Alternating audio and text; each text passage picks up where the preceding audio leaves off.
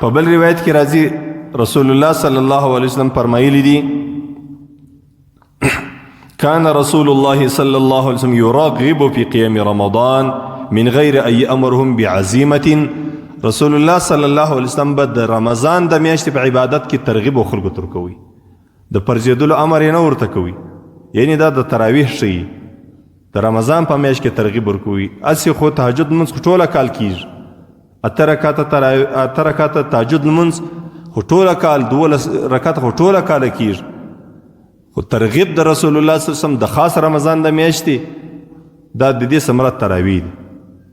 د تراویح ترغیب به رسول الله صلی الله علیه وسلم ورکوي، البته ور باندې فرضول یې نه چې دا پر تاسې باندې فرض، بس ترغیب به رسول الله صلی الله علیه وسلم ورکوي. او رسول الله صلی الله علیه وسلم د درو شپو وروسته بیا له کوره نه دی راوتلی، په دې خاطر باندې چې هسې نه الله رب العزت دا عبادت زما پر امت باندې فرض نه کړي، ور باندې ګرانه بسي بیا نو سنت پاته سول، او په سنت کې سنت کفایي پاته سول. بس نو مومن مسلمان به کوشش دا کوي چې دا په جماعت په طریقه باندې وکړي. کې په جماعت باندې نه وکړل نو بیا حد اقل دا سنت یوازې او تنها په کور کې خو تراویح وکړه.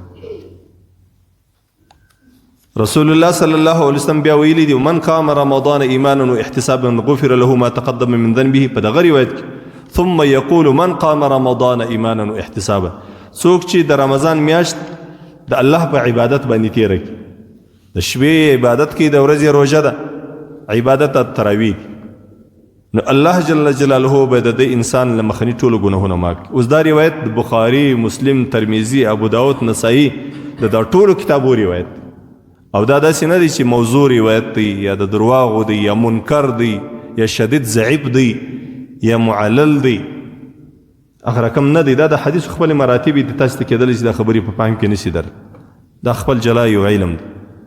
البته دا داسې روایت دی چې امت د ټولو امت پر دې باندې اتفاق، ځکه تراویح ټول امت کوي، او دا د رسول الله صلی الله علیه وسلم د زمانې سره شروع زموږ در زمانې پوری د ټول امت د ټولو کبارو علماو او د امت د لوی مجتهدینو او بیا د خپل وخت د لوی محدثینو او مفسرینو د ټولو عمل دی در دې نن ورځې پورې. نو الله رب العزت موږ او تاسو ته توفیق به دې را نصیب چې موږ او تاسو د رمضان میاشت په عبادت باندې تېره کړو، او په دې میاشت کې خاص د خاصو عبادتو اهتمام وکړو. الله رب العزت دا خبرې په خپل دربار کې قبول کړي. یو خبره م بله درته کول هغه دا چې دا د رمضان په میاشت کې اکثره وخت د بعضې خلک لږ مجبوري د کورو مالی لحاظ باندې، نو هر سړی دی د خپل وس مطابق د غریبانو مسکینانو سره ښه وکړي. هغه د مهمه دا ده اول وار د خپل کلي د کور د غریبانو د مساکینو باید سړی پوښتنه وکړي چې کله کله په کلي کې بعضې داسې کسان وي د مساکین الله رب العزت په قرآن کې هم 2 قسمه کړي.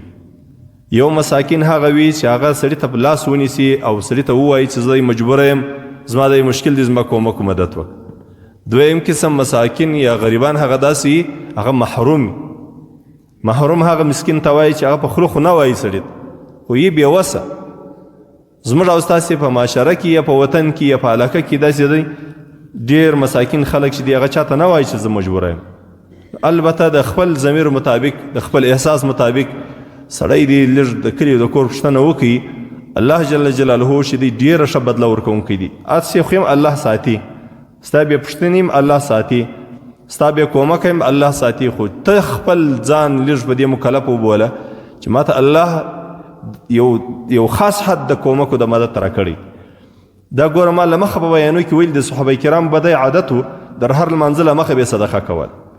حتی بعضې صحابه کرام به داسې هم هم کړي دي چې کله په کور کې بل شی نه دی پیدا سوی، پیاز یې راخستی دی چې راغلی دی پلار یې دا صدقه کړی.